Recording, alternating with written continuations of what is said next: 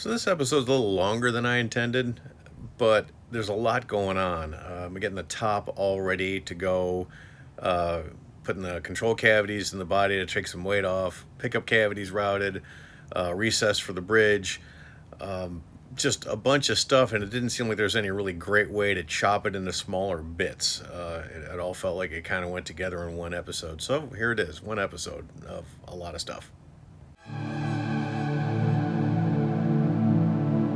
All right, for today's adventure, I'm going to do the control cavities. I have to. This thing right now, just by itself, weighs 7.5 pounds. That's no hardware, no neck, and more weight than I want to sling over my shoulder, quite frankly. So I'm going to take the template that I made for the top, make a new template, one that the router will ride along nicely on, and figure out what my control cavity space is to get as much out of this as I can. Controls here, selector there, probably. My buddy Mark is gonna make the pickups for this. We're gonna roll our own. I figure if I'm gonna make a guitar from scratch build, why not go as far as we can with it?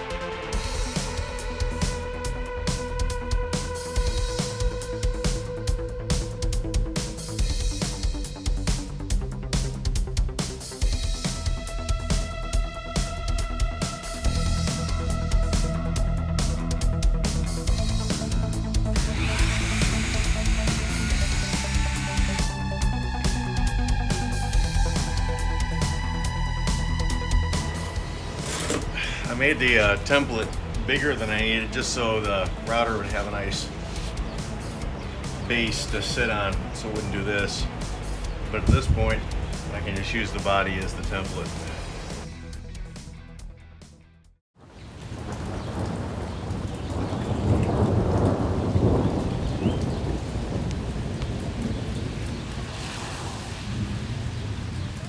I don't know if you can hear that, but I'm out in the shop.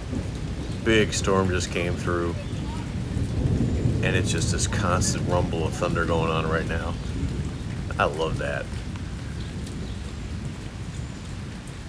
Now back to work. Couple of nice control cavities. Shaved about a pound off of the thing.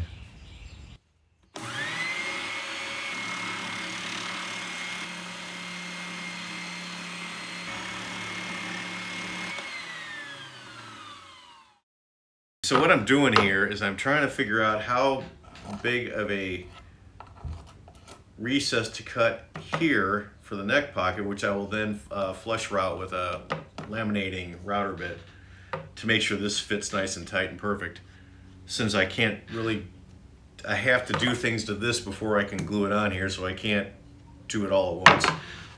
Seems to be a theme for this guitar. Yeah, this is about where my bridge is. Will be. I'm going a little over 7.25, so I know I'm not gonna go too far with the cut. So this is the body end of the neck pocket, going 1 inch on either side, which is a little narrower than the neck, and I'm just gonna cut this out in the bandsaw.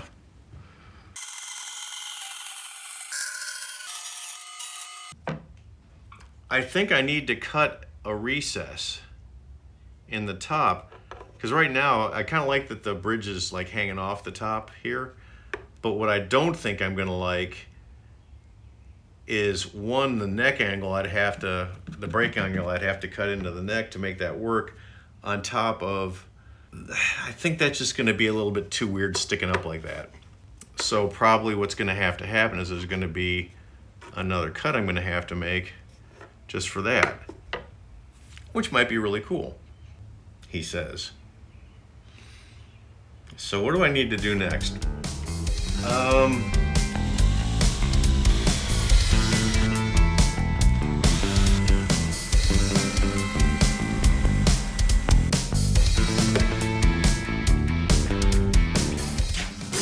going to use this. Get that out.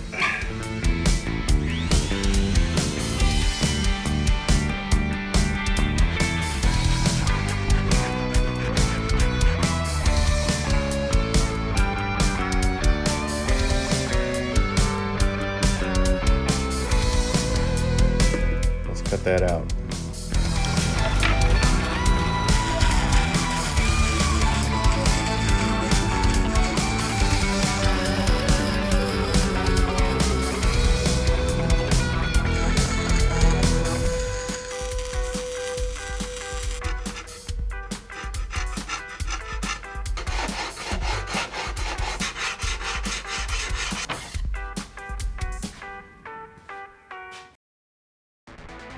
One thing that's always caused me headaches is trying to place my bridge stud drill points in exactly the right place.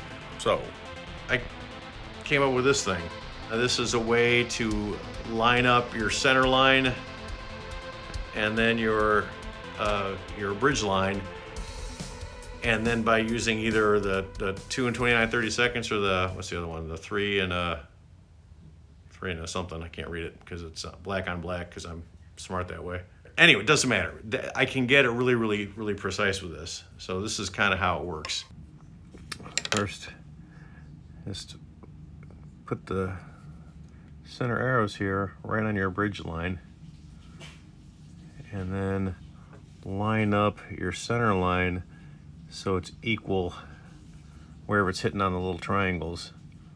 If the bridge was straight, you just line it up in the center, but since we're at the angle, kind of have to fudge that. My initial intent was to make it so the angle would be, you'd put the line right at the corner of the arrow instead of at the tip.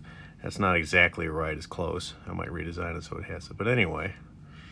So there, and then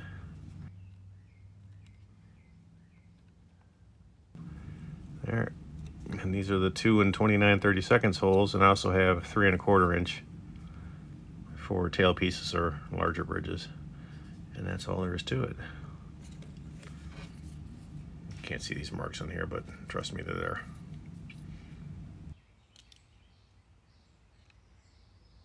And there it is.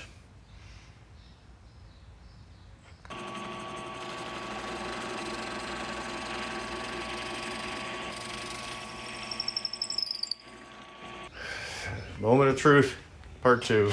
Drum roll, please. All right, well, in this, it works. We'll see what happens when they get fully seated, but I'm pretty happy with that. And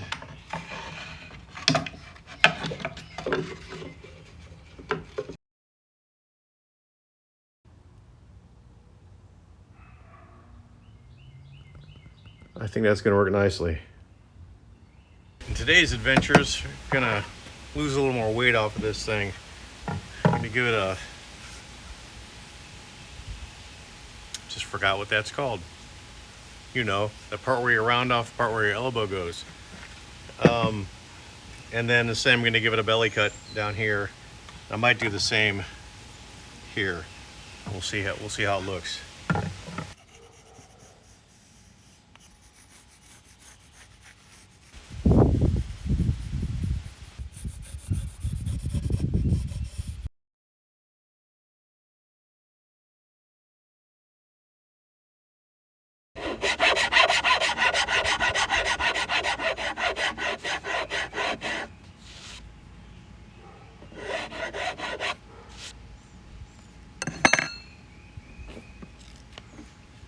All right, that actually went pretty quick. I'd say maybe 20 minutes from start to finish. It's really amazing what you can do with a Shinto saw rasp, a nice dragon rasp, and a good old file, half round. Next step, probably fit the top, or at least get it in place so I can route the pickup cavities with it on.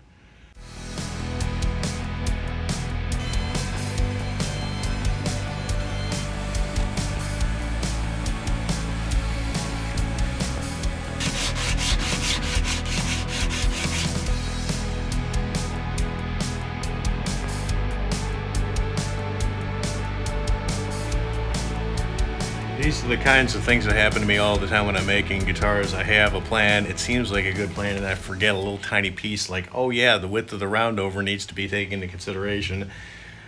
because I really didn't want to put the neck or the bridge pickup any farther back this way. That'd kind of be pointless. It's actually a little farther towards the neck than I was intending to begin with.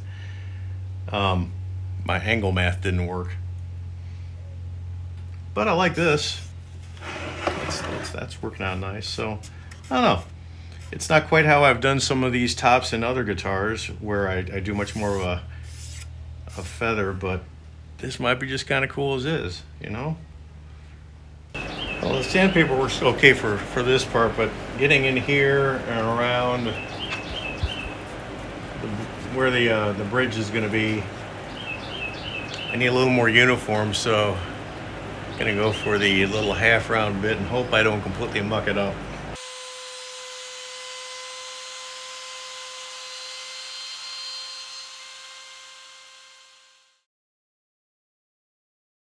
All right, so concerning tailpiece, originally I was gonna take from the bridge and go through the body, like I've done on lots of my guitars, this kind of thing,